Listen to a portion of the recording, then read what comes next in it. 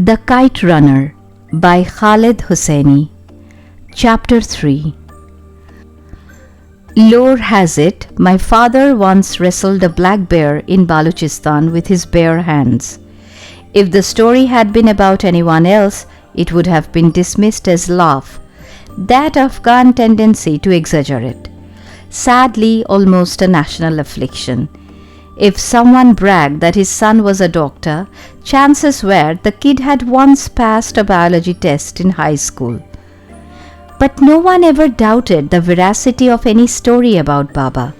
And if they did, well, Baba did have those 3 parallel scars coursing a jagged path down his back. I have imagined Baba's wrestling match countless times, even dreamed about it. And in those dreams, I can never tell Baba from the bear. It was Rahim Khan who first referred to him as what eventually became Baba's famous nickname, Tufan Agha or Mr. Hurricane. It was an apt enough nickname. My father was a force of nature, a towering Pashtun specimen with a thick beard, a wayward crop of curly brown hair, as unruly as the man himself, hands that looked capable of uprooting a willow tree, and a black glare that would drop the devil to his knees begging for mercy, as Rahim Khan used to say. At parties, when all 6'5" of him thundered into the room, attention shifted to him like sunflowers turning to the sun. Baba was impossible to ignore, even in his sleep. I used to bury cotton wisps in my ears, pull the blanket over my head, and still the sounds of Baba's snoring, so much like a growling truck engine, penetrated the walls. And my room was across the hall from Baba's bedroom. How my mother ever managed to sleep in the same room as him is a mystery to me. It's on the long list of things I would have asked my mother if I had ever met her. In the late 1960s, when I was 5 or 6, Baba decided to build an orphanage. I heard the story through Rahim Khan. He told me Baba had drawn the blueprints himself, despite the fact that he had had no architectural experience at all. Skeptics had urged him to stop his foolishness and hire an architect.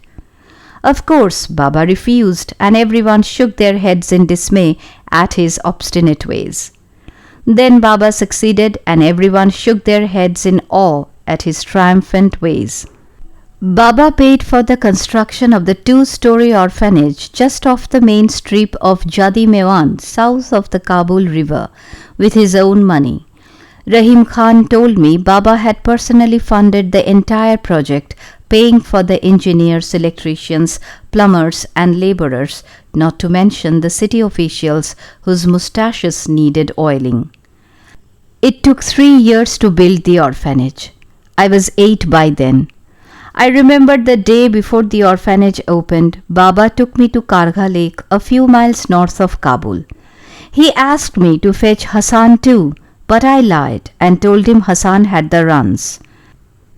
I wanted Baba all to myself, and besides, one time at Kargha Lake, Hassan and I were skimming stones, and Hassan made his stone skip 8 times. The most I managed was 5. Baba was there, watching, and he patted Hassan on the back, even put his arm around his shoulder. We sat at a picnic table on the banks of the lake, just Baba and me, eating boiled eggs with kofta sandwiches, meatballs and pickles wrapped in naan.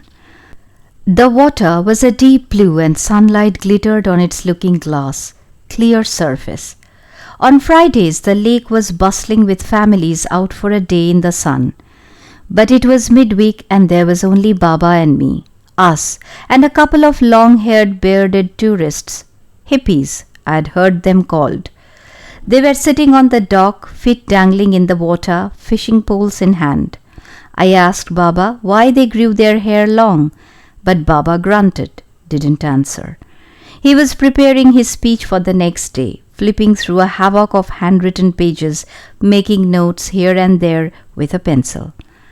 I bit into my egg and asked Baba if it was true what a boy in school had told me, that if you ate a piece of eggshell, you'd have to pee it out.